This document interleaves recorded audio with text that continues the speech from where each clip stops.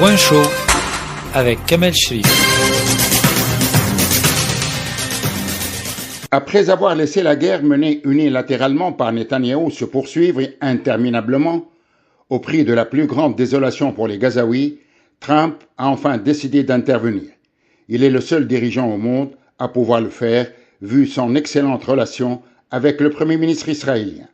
À son retour de New York, où il a assisté à la finale de l'US Open, il a déclaré qu'Israël a accepté ses conditions, sans dire lesquelles. Mais ce qui est nouveau, c'est qu'il a mis un gros coup de pression au Hamas pour qu'il les accepte. Un coup de pression accompagné d'un dernier avertissement. Le Hamas, qui tient à ses propres conditions, se dit prêt à reprendre les négociations. Une façon de calmer le jeu et de gagner du temps. Il est encore tôt de parler d'un revirement, car les frappes meurtrières d'Israël continuent de s'intensifier et l'armée poursuit sa guerre des tours et de Troie. L'armée israélienne a détruit 3 tours d'habitation en 3 jours, sous le même prétexte que ces bâtiments, qui tombent comme des châteaux de cartes, étaient utilisés par le Hamas. Comme d'habitude, Israël se défend en disant avoir donné du temps aux habitants de ces tours d'évacuer. Mais pour aller où? Ces Gazaouis exténués n'ont même plus la force de se déplacer et finissent par accepter de mourir sur place, c'est-à-dire sur leur propre terre. Entre-temps, on attend l'arrivée de la Global Soumoud Flotilla aux abords de Gaza, s'il n'y a pas bien sûr d'obstacle. Le départ des navires de Tunis, où il y a beaucoup de beau monde, dont le petit-fils de Nelson Mandela, un homme qui connaît l'oppression, est prévu pour ce mercredi.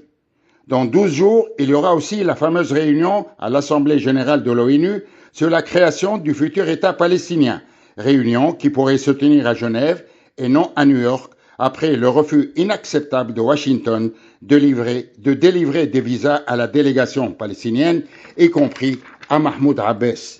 Et voilà qu'Israël menace maintenant les pays qui reconnaîtraient l'État palestinien d'une riposte unilatérale. Les menaces, toujours les menaces. Comment va être l'avenir? Il se joue dans les prochains jours. En Ukraine, on a l'impression que la paix fait du surplace. Trop déçu, Trump menace d'imposer des sanctions à la Russie. Poutine, lui, menace toute force étrangère déployée en Ukraine. Un avertissement clair aux Européens. Zelensky et ses alliés européens veulent frapper Poutine au portefeuille. Cette guerre n'a aucune chance de s'arrêter, du moins de sitôt. Le monde est en effervescence et à part les guerres interminables, il y a aussi les crises politiques dans plusieurs pays, crises aux graves conséquences. C'est le cas de la France où toutes les oppositions veulent mettre fin au bail de Bayrou, le Premier ministre. La messe est-elle dite?